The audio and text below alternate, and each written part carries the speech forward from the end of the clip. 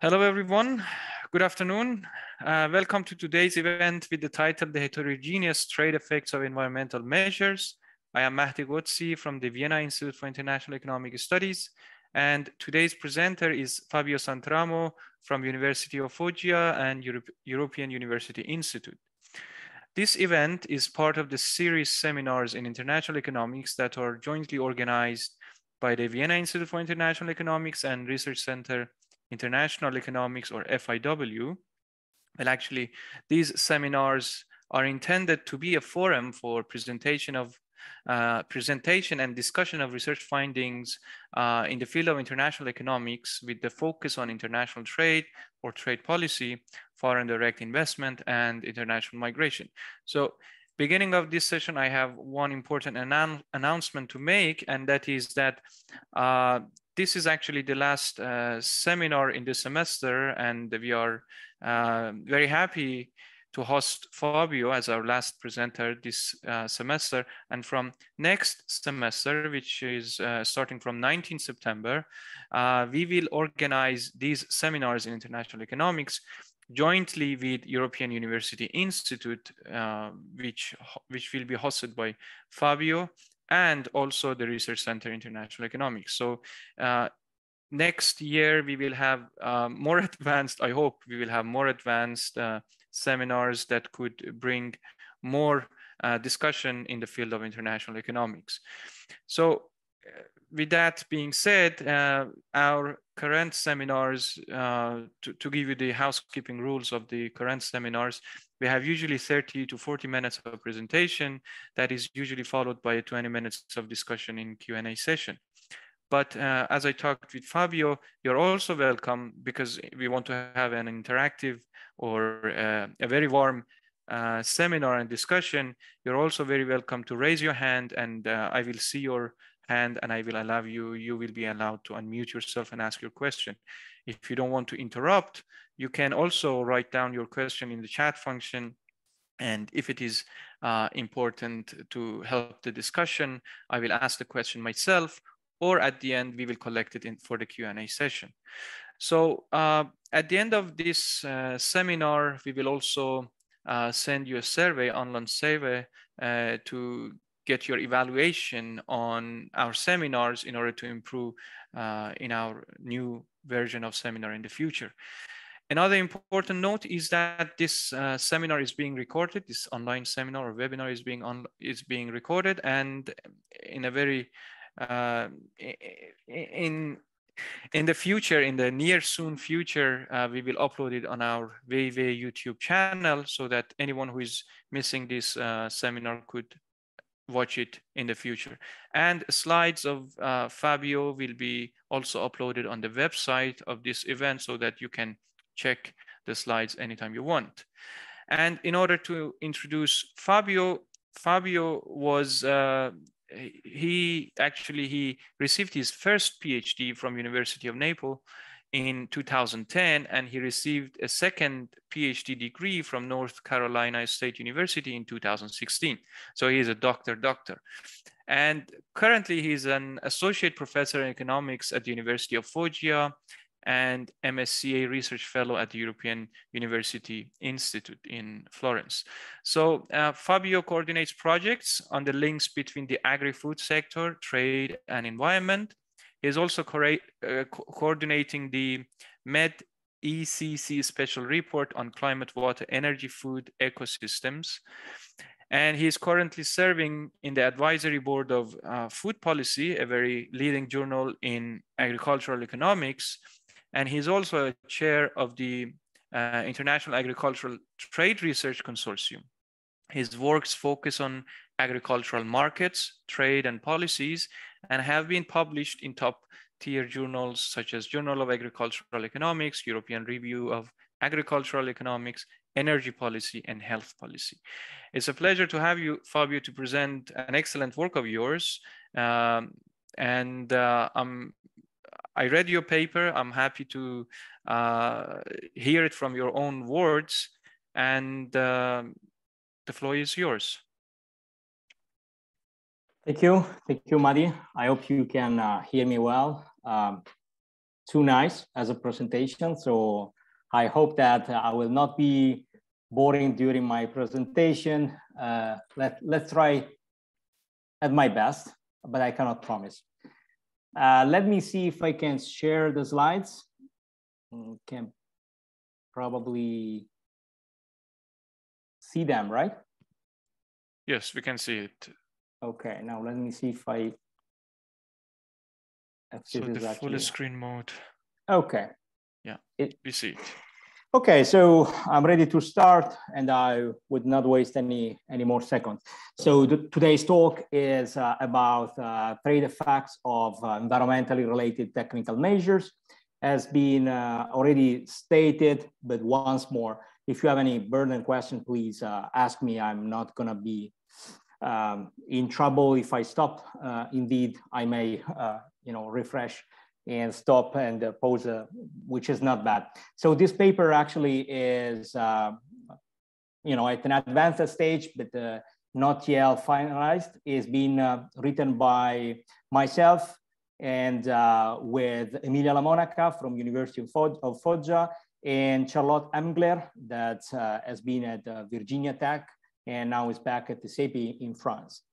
So before going into the mechanics of this paper, let me give one slide to tell basically what is all about this paper, so that if you already believe that that's enough, you can leave the seminar.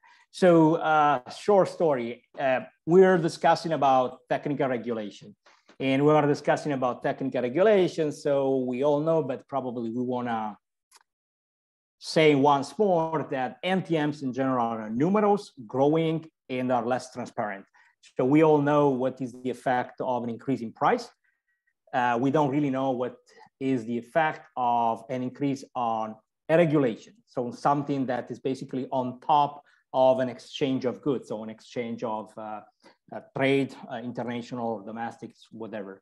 So they're less transparent, and because of that, or exactly for the reasons that they are heterogeneous. So I don't know which one comes first, but the point is that whatever you are gonna take as the idea, we have a clear understanding that those measures are heterogeneous across countries, products, and type of measures. This is true in several sectors. I just listed a few papers, but the literature is vast on that. They can also, in general, exacerbate or reduce existing divides. So basically, they can be discriminatory against some countries or against some sectors, or vice versa. They can facilitate actually trade among certain countries. They may also have different impacts in terms of the values of the products rather than the volumes of the product. So basically meaning that they can be linked to some extent to the implicit quality of some goods. I mentioned one paper, just one recent paper, but this is actually leading us back to think about the idea of having a fixed versus variable cost. So the idea of the papers by David Hummels. Now, going more straightforward to the environmental issues, clearly they have been used for many objectives. One of those is the protection of the environment, but there is not too much known. We know a couple of papers that have started to shed some lights. A recent one is the one by Shapiro that is actually give a very important takeaway. It says, okay, we have trade policies that generally are biased against environmental measures. So he gave this very good analysis and concludes that sometimes you have effects on the environment that are opposite with respect to what you would like to have. What we do, actually, we use an original data set of technical measure. We merge this with data on trade. And actually, we try to understand what are the heterogeneities that we can find in the trade of goods that are regulated by environmental activity.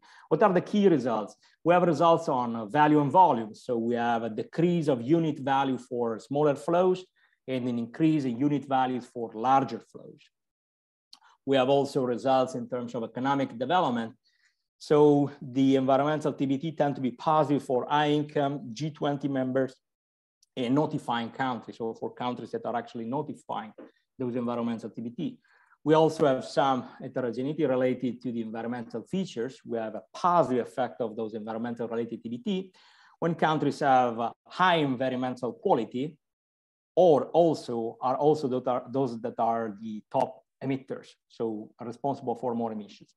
And lastly, we have a large heterogeneity across sectors that we try to oversimplify as positive effects on raw products and the negative effects on processed goods.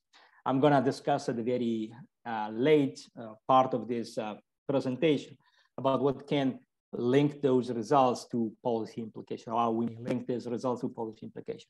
So let me go and describe time series effect. Some are clearly known, but it's good to reflect a little bit more on this. So this is actually the trend of technical measures divided by objectives. Those are related to our sample of data, so from 2010 to 2020. And we see that clearly the technical regulation are increasing in number, are increasing in relevance. They are more and more relevant for trade. We're going to see this in the next slide. Now, protection for the environment is one of the objectives that we have. This is the last part of those bars, the blue, the dark blue that is at the very bottom of these slides. So the short story is that the cumulative number of notification is increasing over time. If you look at the technical regulations, they are clearly not clear cut when it comes to environment. They may be for the environment, they can be for the environment plus some other objectives, and can also be for other objectives. So if you look at the number of new notifications, they are also increasing when you consider environmental and mixed environmental TBT. And the same is for the share of trade value. So basically, the same is when it's taken into account the amount of trade they refer to. So to say another way, on the left, we have the number of new notifications, and you see that basically every year within our data set, we have had new notification, either on for environmental protection, what we call stricto sensu, meaning only for environmental protection, and also when it comes to environment plus something else, which we call mixed. So this meaning that environmentalism is always there. It's always there. There is always a reason to regulate for the protection of the environment. And it is also true when we consider share of trade values. This is very evident when we consider mixed. So when we have environment plus something else, we see that over time, those shares are increasing. Now, they are important, but clearly they are important in a different way when it comes to different countries. Now, this slide actually is a little bit tricky because, of course, on one side, we are showing the amount of regulations that we have by number of countries that are high income, low income, upper middle, and lower middle. But on the other side, there is clearly an endogenous issue here, because those that are trading the most are also those that are regulating the most. What I think that is very important from this slide is that while we see that the implementing countries are clearly the high income and the upper middle income countries, is not always, it's not just like that when it comes to who is affected by those measures. For instance, if you see lower middle income, then you see that it's almost impossible to look at the mixed environmental TBT on the left, whereas it is clearly evident on the right. Now, the scale is not facilitating this comparison, but it's already telling you, this graph is already telling you that while the implementing countries are the wealthiest countries, those that are affected are not necessarily just the wealthiest countries. Now, those measures are not implemented by all countries in the same way. This is a very crude list of top notifying countries. And on the right, you see the top 5. You have US, China, China's Taipei, Thailand, Japan, and Australia that are already accounting for way more than 50% of the total notifications on the environment. We have also a huge heterogeneity when it comes to sectors. So when it comes to sectors, on the left, you're gonna see those environmental TBT that are disaggregated by, again, type of sector. So from animals, vegetables, field, those that are way more important, like machinery, where it's clearly evident that you have many notifications just for the environment, a huge amount for mixed and others, and also the level of trade is pretty large. But the story that I want to tell here is that while environmental TBT are present in many polluting industry, this graph is not is presenting some issues, but not all the issues. While these are present in machinery, chemicals, and minerals, it's true that in absolute value, they weighted a lot on machinery, for instance, but in terms of share of trade, so when we consider how much of trade is regulated by those environmental TBT, then we have that in many sectors, they are really relevant. So this graph is not shown here, but of course, I'm telling this by voice to let you appreciate why environmental TBT are so important. Another important and striking take home is that 83% of notification are on the manufacturing sector. So I would skip this. Maybe I'll go back with details later on if there are questions. So let me go to the core of what we are doing. So what we are actually doing is to try to exploit the informative content of WTO notification, which basically means we take the notification of the WTO, we have those notifications, we merge this information with trade data, and we clearly try to consider as environmental TBT those that are only for the environment. Then we consider mixed environmental, those that are having environmental objectives within the notification, but also other objectives embedded, and then other TBT as clearly a benchmark. Let me just give you some numbers. So we have roughly 150 partners.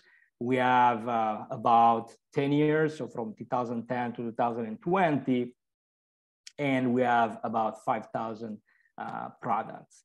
So it's pretty large data set. We use GAPS as is well established in the literature to basically try to understand what is the effects of TBTs on trade and not vice versa. So we try to make all the efforts that we can make in order to be inferential on the effects that environmental TBT have on trade and not vice versa. Of course, many of the details that are very technical are skipped here and are within the paper. So before jumping, let me also say one little thing more about what those regulations are about. So most of them, basically the 85% of them are technical regulations, or basically related to product characteristic, related processes, and production methods. So basically, those are mandatory standards that have to be fulfilled by those that are producing and traded those goods. This is just to give an idea of where the regulation actually enter within the economic production function. Also, just to let you appreciate what we do find within those technical regulation. Here are the objectives according to UNCTAD classification, or the type of regulation according to UNCTAD classification. So we have authorization requirements for importing certain products, or requirements for the importers, or labeling requirements, or testing requirements, certification requirements.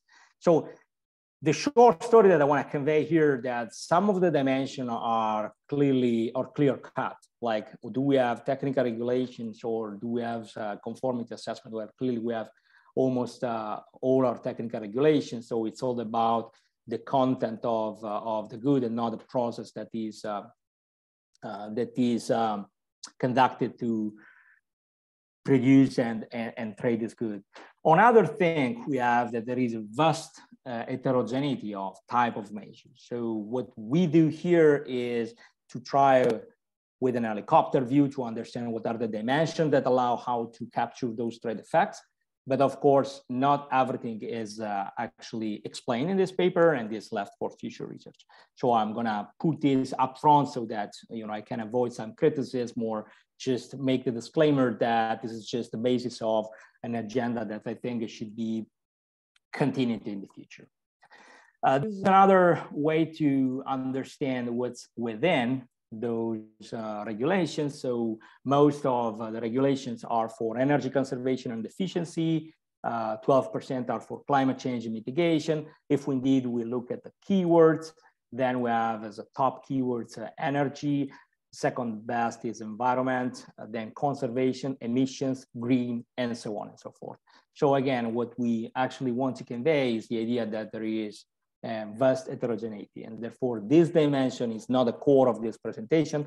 What is the core of the presentation of today's paper is countries characteristics and sector characteristics. So having said that, this is the model that we apply. This is clearly very standard, so nothing shocking in terms of methodological approach. We have on the left-hand side our dependent variable that are clearly bilateral values, and also in other specification volumes and unit values of trade. These are indexed by IJKT. So basically we have, again, bilateral flows from I exporter, J importer, K product at the HS6 digit level, and T as here.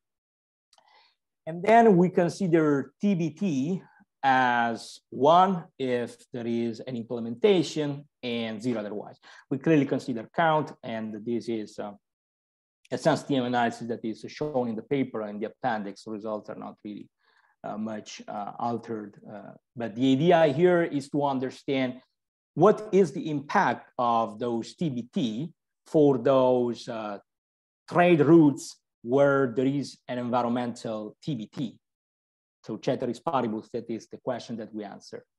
And then also we have some other control factors like tariffs, RTAs, and a bunch of fixed effects. How we actually control for fixed effect. We include IKT, that is actually fixing product-specific production capacity and time-varying product-specific value of production of the exporter.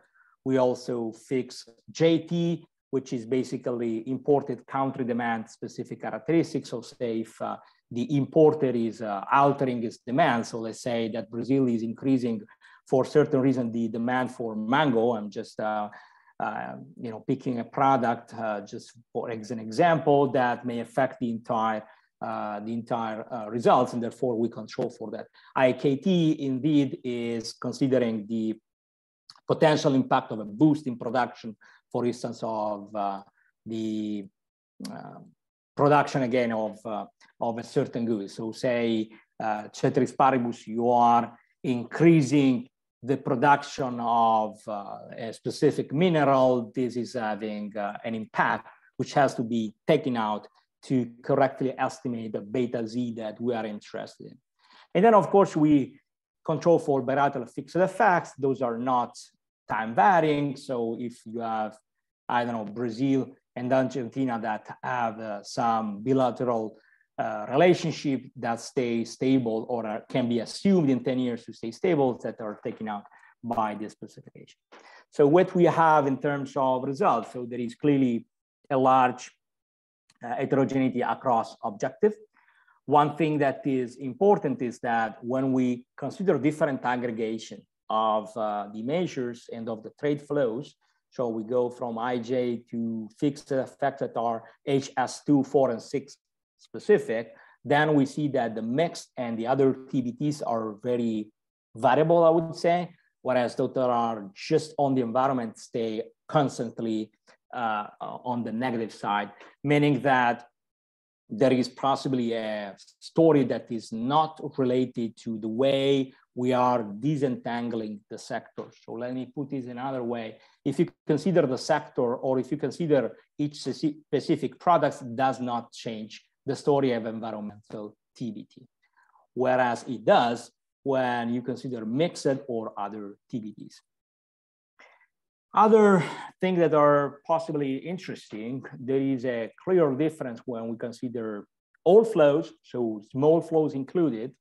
We have no effects on the average, whereas we have actually a negative effect on the unit values. So if you have an environmental TBT, then the unit values are decreased by, on average for all the products included, the small one, whereas the volume is having a positive effect. When we exclude small flows that are, by the way, in a large number, so it's not a negligible exclusion. I mean, we tend to exclude that in the literature, but in our case, that is not, again, a negligible set of observations.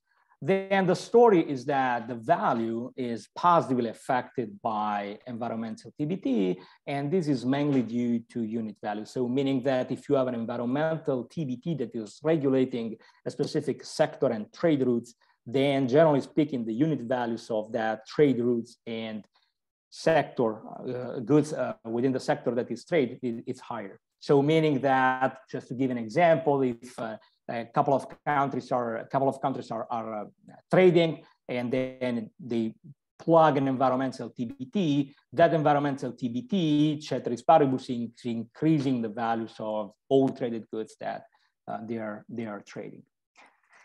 Now, this is interesting, just to show that those environmental TBT may have clearly a differentiated impact when it comes to goods that are high valued or low value. And that is a very important dimension. But there are other dimensions that possibly really matter. In this slide, we're presenting the point estimate and the, there is a clear F5, so 95% confidence interval. So those are the estimates when we consider specific characteristics of the countries. So the benchmark is the first column. This is that is labeled by environmental TBT, that starts to be negative. And then if the implementing countries is a high income countries or a G20, then there is a positive effect of the environmental TBT. The effect is positive also for those countries that have environmental quality or that is high, or that have they are responsible for emissions, or indeed are notifying environmental TBT. So what that does mean, meaning that generally the environmental TBT are a problem for trade, but not for those countries that are within those categories. So that are high income, that are G20, they are having a high environmental quality. They are also big emitters, but that's in general terms. I mean, this is in aggregate value. So meaning that they are large economies basically, or they are notifying themselves environmental TBT. This leaves us with some reflection, of course, from the policy point of view. Then it goes to heterogeneity. Sorry, Fabio. Yeah. One question. Are these countries grouped based, are they importer countries or are they exporter countries here? So those countries are those that are phasing the environmental TBT. So basically the effects are the effects on those countries. So basically that environmental TBT is generally negative for trade that is originated by any country, but that tends to be positive if the country that is phasing that environmental TBT is an high income country. Okay. I also received another question, that how did you measure high value and low value good? high value or low value good of what? Of you mentioned that I think it was related to the 10,000 US dollars, right? So the effect is different when you have all sample, the whole sample from, and the effect is different when you consider flows only that are above $10,000, right? Yeah, correct. That was related to the high value of import. Yeah, so basically the short idea is that, well, not too short. So thanks for the question. So the idea is that if we have all flows included, we have some estimates that are clearly the one that I show in the upper part of this slide. But when we take out the small flows that by scholars are argued to be less reliable, then we have slightly different results. And then our point is that indeed this is a signaling something particular. So clearly we see that the effect is positive when you have already larger flows. So meaning that potentially there is an endogeneity. But also besides that, the effects on unit values is different. So meaning that if you consider the small flows, the effects is negative, meaning that you have a decrease of unit values when you have smaller trade. But when really you're considering larger flows, then environmental TBT are increasing even more the unit, increasing the unit values, not even more. So the two different concepts. One is the level of flows and the otherwise the unit values. Well, we will get back to this point, but Nina has a question. So maybe Nina could ask. Please. You're muted. Okay, I'm not muted anymore. Yeah. So I have a question with respect to the second slide and the graph. And so the second slide after this one, after the main results. Okay, so you have this high environmental quality. Oh, this one, okay, yeah. Sorry, yes.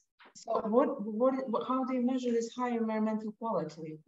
Oh, this is a very good point. We don't actually, yeah, we don't trust ourselves. So basically we rely on someone else's measures. We took the environmental quality measures by Yale, and we very simply divided those countries in low quality, mid quality, high quality, according to these 0-100 indicators that says that environmental quality is if you are above 66%. So it's a general aggregate measure. Okay, perfect. Thank you. environmental quality, you have another index, right? Correct. Which shows the environmental quality of each country. So this is a very good point. So the bad things of having graphical representation that sometimes misconvey the information. So you see many dots here on the very first line. The idea is that we have run several regressions, and each of those labels are related to a model, a specific model. So in the first model, we have environmental TBT, that is the baseline, and high income that are an interaction term. And we see that the average effect is negative, but then becomes positive for high income. Then we have another model when we have environmental TBT and then the G20. And then we have another model with environmental TBT and big emitters and so on and so forth. But then we condense this in this graph just to show that there is one single story, and the story is that there are certain country characteristics that seems to lead the effects of environmental TBT to the positive side. So meanings that are pro-trade, which is actually to us was pretty interesting, because if you think about those country characteristics, they are not really neutral, because we're discussing about high income countries, G20 members, those that have an environmental quality, and those that are notifying, which are clearly, high income countries themselves. So we're just characterizing who is gaining from those environmental TBT. So I hope that this makes sense, and thanks for all the questions. So then we go and actually look at this other heterogeneity analysis, where we look at the sector-specific characteristics, and on one side we have positive effects for minerals, and to some extent also for vegetables. We have this miscellaneous that clearly includes many things. And then we have negative effects on prepared food, vehicles, chemicals, paper, plastics, and so on and so forth. So the idea is that on the right-hand side, you have those products that are more raw versus those that are more processed on the left-hand side. At least this is an explanation that we're trying to reflect on. Clearly, it's not conclusive, but I think it's food for thought. And then with probably a little bit, well, I was saying in advance, but I'm not in advance at all. I think I'm just on time to answer all the questions that I will have later on. Those are the conclusions that we can derive from this, I would say, large heterogeneity analysis.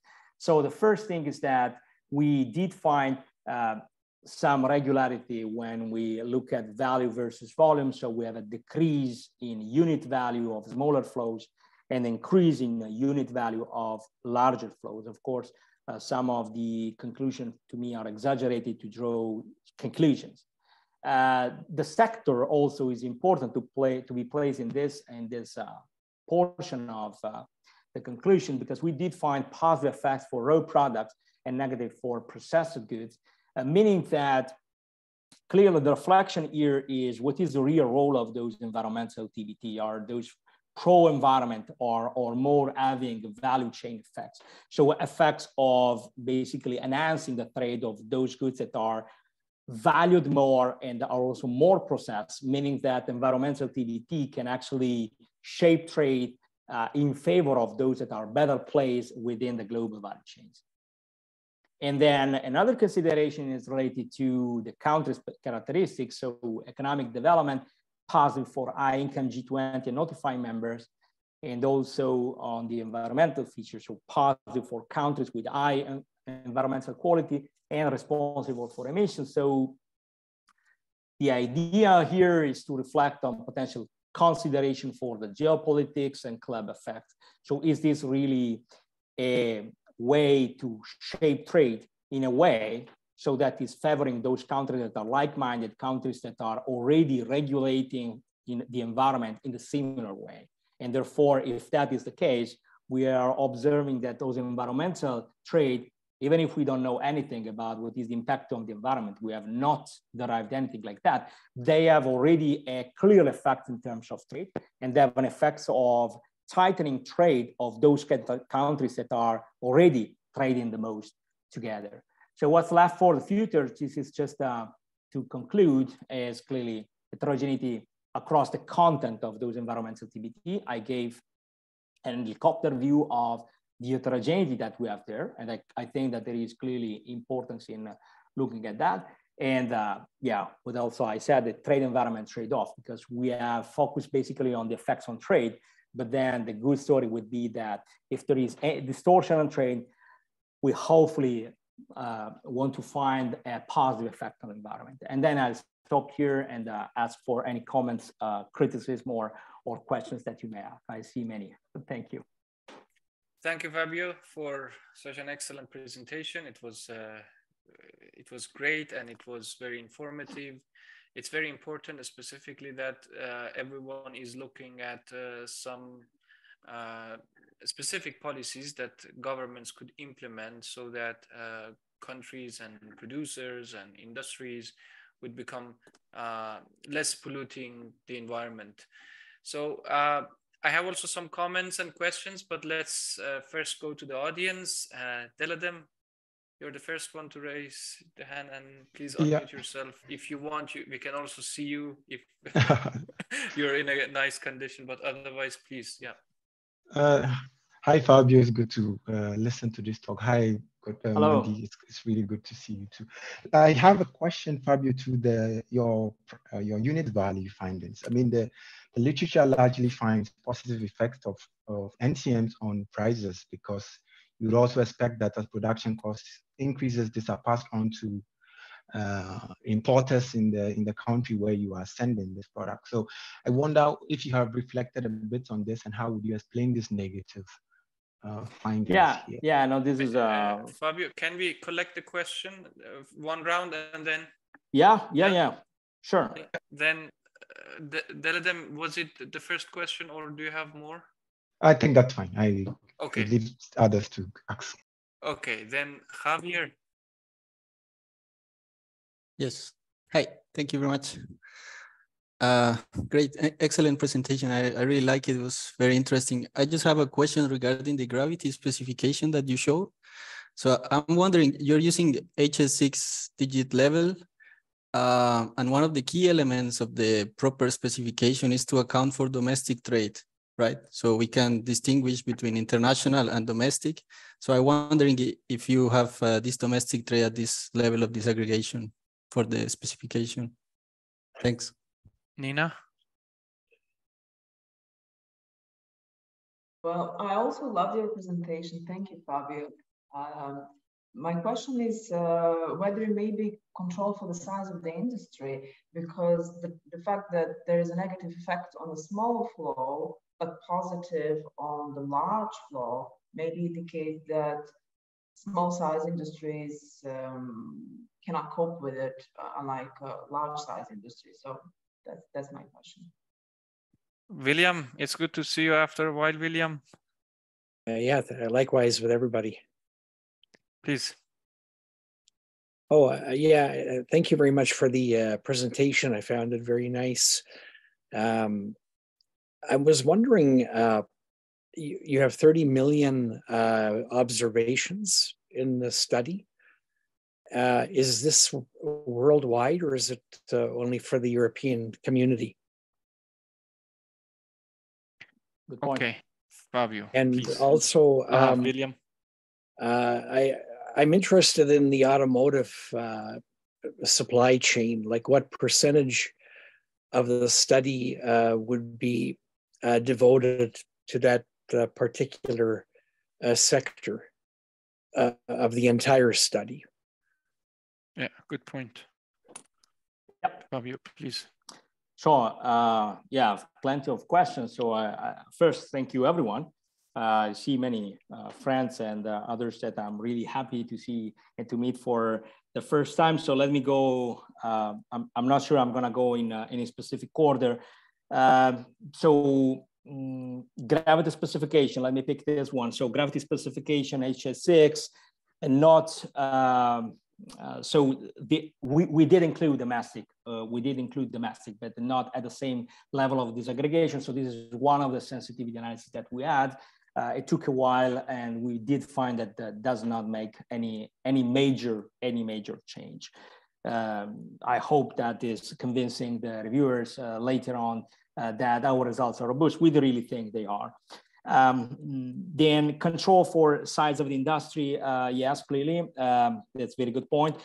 So the idea is, if I'm understanding correctly, is that when we did find such differentiated effects, maybe it's not just the label of the industry that you think that can matter, but it's clearly the type of industry. So clearly, this opened the path for another set of heterogeneous analysis. It can be, I would say, either the size or the level of emissions that we do have in industry. Short stories, we didn't dig into what are the determinants, although a good point, I guess, would be to go and look back to what Shapiro was saying, that is basically very, very important. So he's claiming that trade policies are implicitly subsidizing the polluting industries, and are indeed favoring not favoring those that are cleaner. So I think we have to reflect about this a little bit more. And we have minerals here that have positive, but we have not linked it to any of the emissions that are embedded within these sectors. Then yeah, a lot of observation. Not only you, this is really global studies coming from the SAPI data set.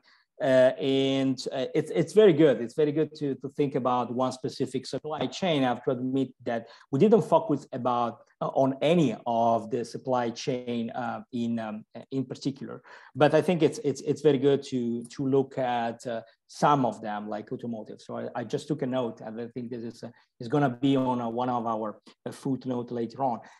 For the unit values, yeah, positive and negative. Yeah, clearly there is this evidence in the literature that there is a positive effect in terms of unit values. But then the thing that made us really think is that if we want to go orthodox, then we have to remove those small flows. And then we did find the unit values to be positively associated with the NTMs. But then I know that this is not very nice to pass the review stage and to convince all the scholars that are writing on the same, but we really are fighting even internally. I can tell this, although it's recorded, so I'm not gonna give many details about this. But the point is that if we really force ourselves to say, okay, small flows may have really informative content, because they are roughly 50% of our observations. So they make our life much worse because means that we're dealing with a much larger data set, then we can get more insights. And if we really think more deeply, this is telling you that if you have smaller flows included, then environmental TBT is decreasing the unit values of the traded goods, meaning that for those goods that are not so relevant in terms of price, environmental TBT is a burden. Whereas it is something that is appreciated by the markets if that is really linked to the quality. So meaning if you have a lot of, for instance, trade of very expensive goods, then the environmental TBT is actually promoting trade, also the price of those. But if the environmental TBT is implemented on a small traded sector, small flows of goods, then this is actually having a negative because it can be actually an additional cost, and it can be actually something that is playing against actually the quality. So the mechanism that I'm trying to convey here is true quality, but that is something that I appreciate the point, and I see that Dela as the raised-handed. No, I only wanted to ask. I mean, you have different sectors, so you have milk in there, you have cars, you have different products. So I wonder if the unit values are standardized, are they measured in the same units? What do you mean? Like, I don't think we have standardized, but so you are. Can you elaborate a little bit more about that? Because now you have some of the unit values in per kilogram, per liters, okay. That's what I'm asking, if it is it's standard, because then you'll be comparing different. No, I think that this is a good point that they are standardized in this respect. But yeah, no, I think it's as I mentioned, it's a very good point to show that we have something more to say than just positive effects on the unit values when you have NTMs, because the idea of standards increasing cost and therefore increasing the price is something that is well digested by the literature, but we all know that there are dual effects of the NTM. So I'm not really against these results of negative effects on the unit values, meaning that is possibly favoring favoring basically the relative trade of goods that are priced lowest. And I think because you're using multidimensional fixed effects, specifically bilateral product fixed effects, country product, year fixed effects, I think that will control for the measurement of the unit value of the exactly the things that them also mentioned. So I also have some questions and comments as well, but I mean, I'm asking until I see a raised hand, and then I give the microphone to someone else. So one thing that I was wondering was, well, you showed masked classification. I think it's in your paper, it's table 3. Also, you show the graph here. I was wondering how you got mass classification from the WTO notification, or was it coming from the UNCTAD data? So that's one question. The second question is that technical regulations such as TBTs are usually unilateral regulations, so that one country imposes and all other countries should abide and comply with that regulation. So in that sense, whenever you use importer product time fixed effects, the unilateral NTM variable should be excluded, exactly because, as Javier also noted, when there is no variation across exporters, that's why Javi was suggesting to use intra-country trade flows. But for unilateral NTM such as TBT, I was wondering how TBT is still not showing any kind of collinearity with the country product time fixed effects. So based on that, I thought maybe it's the reason could be because you have some variation and maybe your technical regulations are not unilateral, maybe they are bilateral.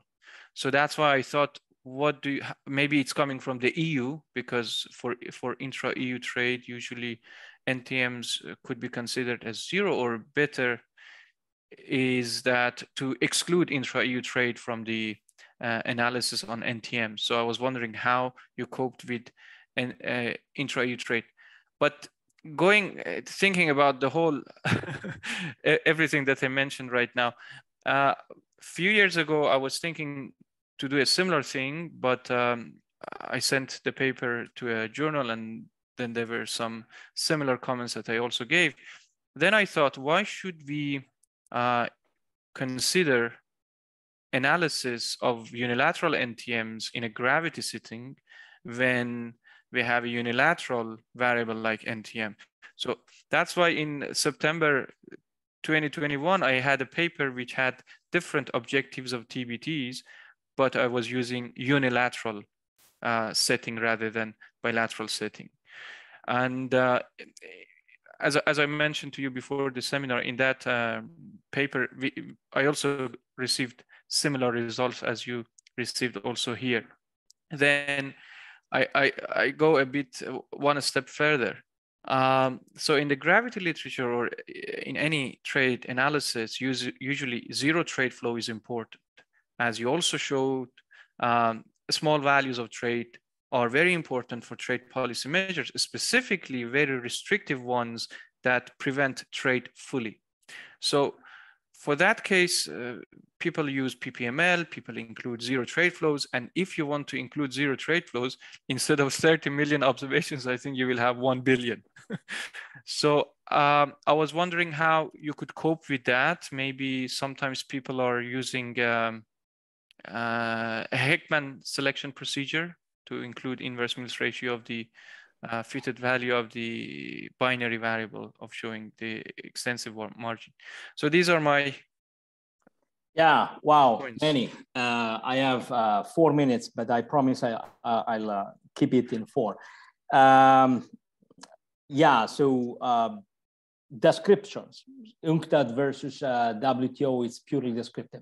So basically we use notification, we run all the model, all the estimates, and then we presented this in the seminars and talk with guys, and then they had the same reaction. Okay, what's inside those things?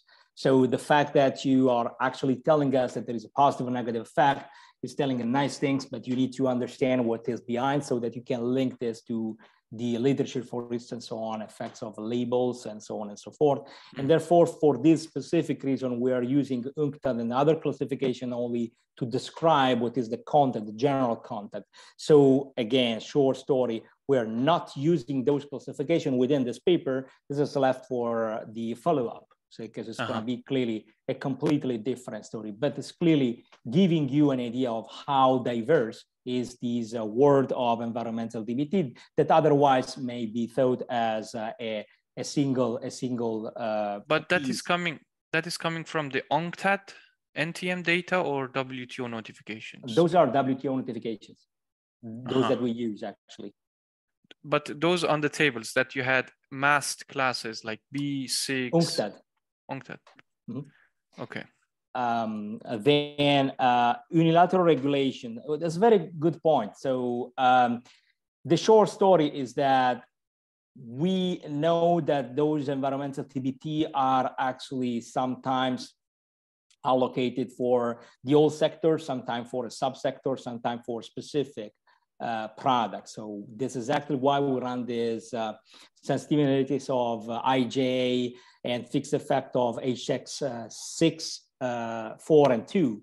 So if actually there is no change, which we found, then there is a single story. And we did find that indeed this is the case. So what we're capturing, we're claiming that we're capturing the fact that those are environmental. So the fact that those are environmental, they have per se some specificity that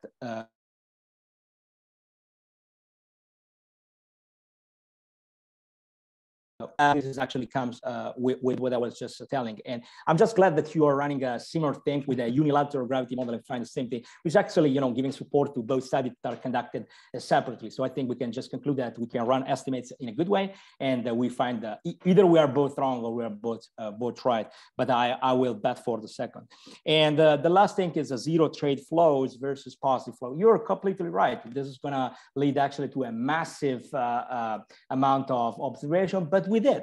So we did one, and we ran with supercomputers, or what we think they are supercomputers. So good really computers. Wow. Yeah, we ran just a few models to go and compare extensive and intensive margin, and we did find the same story. And those are also within the paper. And given that the results, the general results are not really differing, then we left this as a sensitivity analysis, because the whole idea is that with the specification that we are having, with the set of country and the sector specific fixed effects, we're really comparing what having a TBT is doing to trade. So we don't know exactly what are the driving mechanisms, but we did find those irregularities against our, generally those environmental TBT are against trade, but they are positive for a certain type of countries and for certain type of products, mainly for the raw product. So it's not the conclusion of the story, but I think it's a good starting point to say that those environmental TBT, if I have to exaggerate a little bit, may be a way to promote trade of certain countries.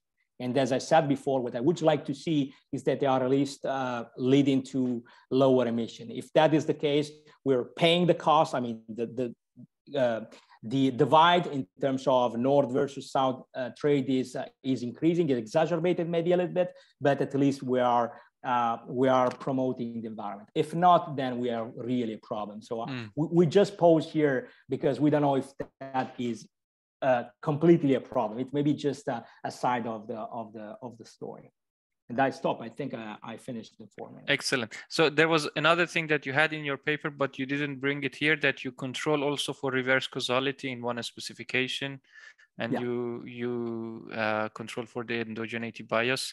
It's an excellent work. It's huge, and the length of the paper is also very long, and I like it very much. So it's very important that some environmental regulations stop the polluting trade or the polluting goods that are traded. And that's what we observe here, that they have a negative impact on the trade flows from less advanced economies, but they have substantial stimulative effect on trade from advanced economies that are complying with those regulatory measures.